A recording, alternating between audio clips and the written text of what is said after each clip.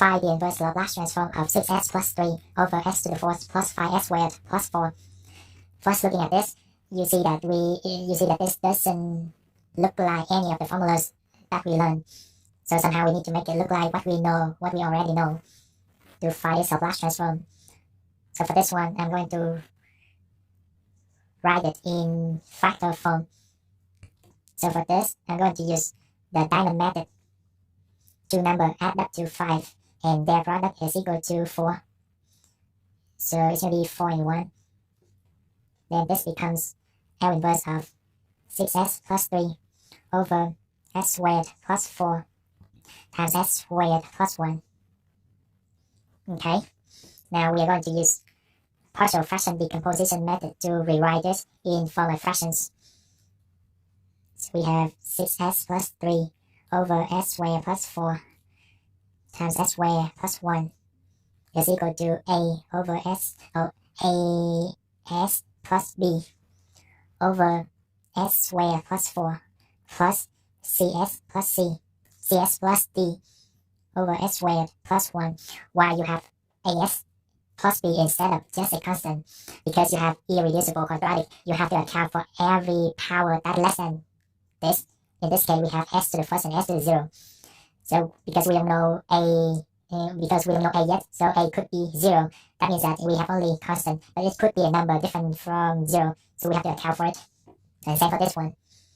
Now the LCD is everything on the denominator multiplied by the LCD on both sides. I have 6s plus 3 equals as plus b times s squared plus 1 plus cs plus d times s squared plus 4. So we are going to equate coefficients. You can multiply this out, but I like to leave it like this because I don't want to mess up with this. But if you cannot see, you are welcome to multiply it out. Take a look at the leading coefficient of the highest exponent, which is s cubed. On the left side, we have 0. On the right side, we have a. So you have as times s squared, which is s cubed, a, plus c. Okay? Take a look at the leading coefficient of s squared. On the left side, we have 0. On the right side, we have b plus c for cs plus d. Take a look at the leading coefficient of s. On the left side, we have 6 equals, on the right side, we have a. So as times 1, which is a, plus 4c. Okay, take a look at the leading coefficient of s to the 0. On the left side, we have 3. On the right side, we have 1b plus 4d. Now, combine this and this.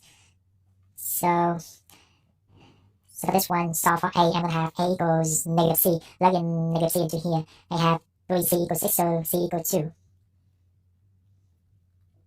Okay, so c equals 2, then a has to be negative 2. Okay, now do the same thing for this one and this one. B, solve for b, so you solve for d, or for d. So for solve for b, I get negative d. Plug in negative d into here. I have 3d equals 3. Then d equals negative 1. Now d equals 1. D equals 1, then b has to be negative 1. Okay? Now I'm going to plot this back to here. So up here, we have, let's see, let me write it down up here. Let me write it down here. L inverse, I'm going to write this out into two fractions. L inverse of a over s squared plus 4, and a is equal to negative 2, so have negative 2s, plus L inverse of b over s squared plus 4, b is negative 1, plus L inverse of cs over s squared plus 1, c is equal to 2, so we have 2s, plus L inverse of d over s squared plus 1, and d is 1, so we have 1. Okay? Now for this one, factor out the negative 2. L inverse of this is equal to cosine 2t. Factor out negative 1. And this almost close to psi form.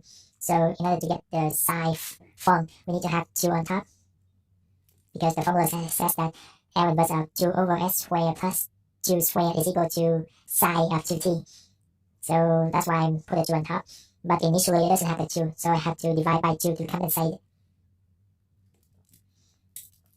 So I actually have negative 1/2 times sine 2t. Okay, for this one, factor out 2. And L inverse of s over s squared plus 1 is cosine t. For this one, L inverse of 1 over s squared plus 1 is just sine t. Okay, so this is your final answer.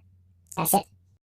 If you find the video is helpful, feel free to give it a like, share, and subscribe to my channel in order to receive the most current videos. Don't forget to hit the bell so that you won't miss anything. I'll see you next time.